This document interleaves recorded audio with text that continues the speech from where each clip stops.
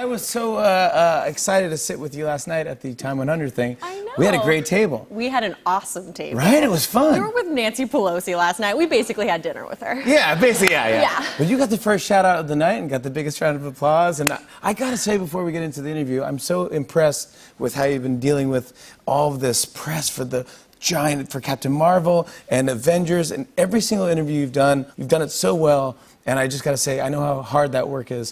And really, props to you. It's inspiring. Thanks, You're awesome. dude. I love that it. Means a lot. Done a great job. I know how much work it is. I hope my mom is watching. Jimmy thinks I did a great job. Mom. Oh, yeah, exactly, yeah. I mean, can you, Captain Marvel did over $1 billion. I mean, it's the biggest movie ever. I mean, I know it was a lot of work, but I mean, you actually filmed Avengers Endgame before you filmed Captain Marvel, is that true? That is true, yeah. We filmed Endgame before Captain Marvel. We didn't even have a script yet, really, for Captain Marvel. How does that work? How do you get into character? It doesn't, but we figure it out. Well, basically, I had directed a film, and it premiered at Toronto, and I went from the premiere to the airport, flew to Atlanta to start shooting, had no idea what I was doing, and I arrived, and they gave me a piece of paper that had, like, it was a full page of dialogue and action, but all of it was redacted, except for my one line. And I even went to hair and makeup, and was like, who else is here? And they're like, we don't know. We're not I was like, really? Like, they're not allowed to tell me either? So it wasn't until I walked on set that I was like, oh, crap. Really? I'm like in a Marvel movie right now. Really? Yeah, and then I couldn't talk about it. But you can talk about Captain Marvel. Yeah, what do you want to know about it? Were there scenes in that movie that you didn't know what they were about? Yes. So I didn't know there's a tag in Captain Marvel where it like whip pans to me. It's like all the Avengers, they whip pans to me and I go, where's Fury? I didn't know that was a tag for Captain Marvel. I didn't know what that was that we were shooting. There was also nobody else there. I was by myself on a green screen and I walked in, they're like, just real quick, we're just gonna whip pan over to you and you're just gonna go, where's Fury? And I was like, cool, got it. They whip pan over to me and I was like, wait, where is he actually? Like, is he in the room? Am I asking where he is like, here? What room am I in? And like, is Fury? he like in the other room? Where's Fury? Or is it like another universe or whatever? Where's Fury? Yeah. They're like, he's very gone. Like, okay. And I was like, I think this means that he's like, he's dead. So then afterwards they were like, okay, great. So after you say that, could you just look at the other people in the room? And I was like, okay, who else is in the room? And they're like, 5 people. And I was like, okay, wow. Could I have a tape mark? And they're like, sure. So they put some tape marks up and I went, where's Fury? And then just kind of. That's how you act right there. Come on. That is how you get. That's how you do it right there. Yeah. And then I had the pleasure at the Captain Marvel premiere of seeing what the scene was and going, oh, that's what that meant. That's pretty cool, yeah. I heard that Samuel L. Jackson came to set. It was on May 4th. Yeah. And he knows that you're 4th. a big Star Wars fan. And May the 4th be with you. Yeah. Big day for Star Wars fans. Very big day. And he brought like a surprise for you to show you. Yeah, he did.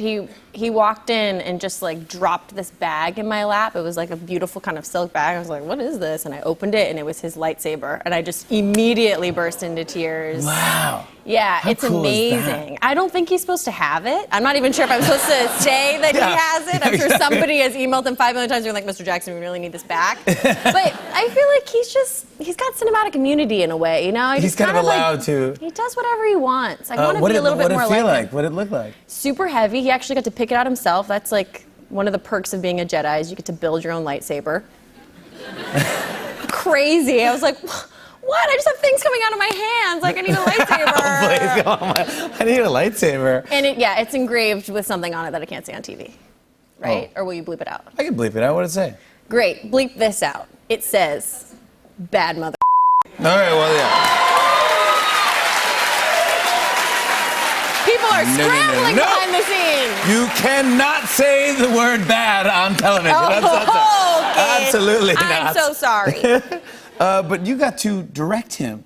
I did. In your first directorial debut. Mm-hmm. Congrats on that. It's on Netflix you. now. Yeah, Unicorn Store. Unicorn Store. Yeah.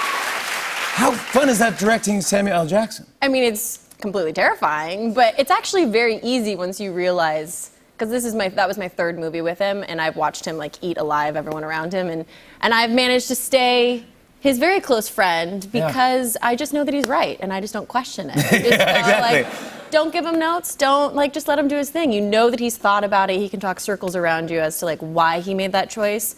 So just know that he's right. And Yeah, it's just know become he's- something that I want to do myself, and I want more people. Maybe you guys out in the audience can think about this too. Of next time someone questions you, just look at them like, I'm right. Just do, yeah, exactly. Yeah, just live our life That's like the that. way he does it, yeah. I think just live it like that, right? But I heard you kept things super loose on the set. I did. Because it's your first movie you're directing. You're like, I want to make sure everyone's having fun and having the best time. You used to hula hoop? Yeah, when things would get stressful, I kept a hula hoop on set. Just kind of move the energy around. It was actually the votes were coming in from the presidential election while we were on set. I was hula hooping a lot. Really getting a lot of exercise in. Yeah, didn't work, but I did it. Yeah. And we also had ribbon dancers. So our production meetings, all the department heads had ribbon dancers. Well, since we can't really talk about Avengers, because really we can't, I thought it could be kind of fun if we maybe... Is that Yeah. Where are we gonna do it? possible? No, you're right here. No, where are you gonna go? I know. I'm not sure if we'll have to split it, but can I just get a practice round in? Just because I don't think I can really No. do this. Oh my gosh! Hey, I'm doing it! Whoa! Guys, here's Brie Larson in Avengers Endgame. Take a look at this. That's the best I've ever done. He's still got the stones, so... So let's get him. Use them to bring everyone back. Just like that. Yeah, just like that. Even if there's a small chance that we can undo this, I mean, we owe it to everyone who's not in this room to try. If we do this, how do we know it's gonna end any differently than it did before? Because before you didn't have me. Hey, new girl. Everybody in this room is about that superhero life. And if you don't mind my asking, where the hell have you been all this time? There are a lot of other planets in the universe. And unfortunately, they didn't have you guys.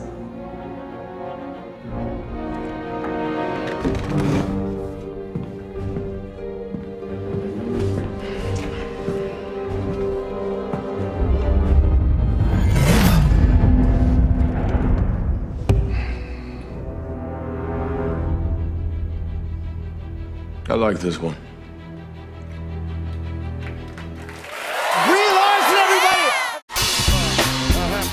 On and on and on. I said, and it's on and on and on.